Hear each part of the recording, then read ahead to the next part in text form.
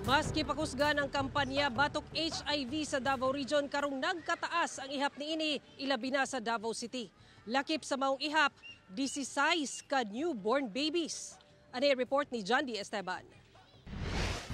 Nagasaka ang kaso sa Human Immunodeficiency Virus o HIV sa Davao City. Sumala sa Reproductive Health and Wellness Center o RHWC. Sumala sa RHWC, dunay 4,855 ka HIV cases ang natala sa Davao City. Mas taas na og 10% itandi sa tuig 2022. Lakip sa ihap sa mga HIV positive ang 16 ka newborn babies nga pulos natala sa SPMC. Natapdan sila, gumikan positibo ang ilang inahan. Hinuon sa 16, siyam na lang ang ginatambalan. Kadaghanan sa mga kaso mga nag-edad 25 ngadto sa 35 anyos. Gisundan kini sa age group nga 15 to 24 years old. Ang nag-unang rason sa transmission mao ang unprotected sex o ang pakigilawas nga mas gipadali na lang daw karon tungod sa mga dating app o social media. So malaki na rin yung pagbabago ng behavior ng ating young people right now.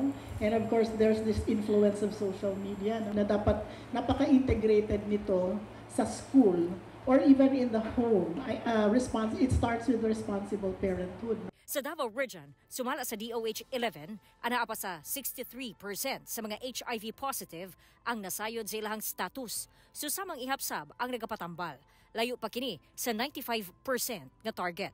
Hagit nila sa pagkabuot niini, maong kakulang sa kahibalo, labot sa sakit, ug daghan pagihapon ang mahadlok magpatest. Let's not associate the testing for HIV kung ano yung risky behavior mo. If you're campaigning the U equals to U, if you are undetected na po yung viral load mo, hindi ka na din po makakahawa sa kapwa. Gipasabot sab sa DOH ang publiko nga libre ang pagpatambal ug ang pagpatest.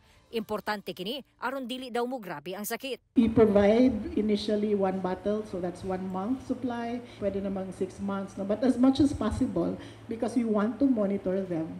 And we have every 6 months laboratory monitoring. Buot sab nilang pakusgan ang kampanya sa mga eskwelahan kay nagkadaghan ang mga mataptan nga kabataan. Katambayayong nila ang civil society groups. Magpa-test yun. Okay, if ever natin mga unprotected na mga exposures, so the best way is magpa-test. Kauban si Jojo Solarte sa kamera. Ako si John D. Esteban para sa One Mindanao.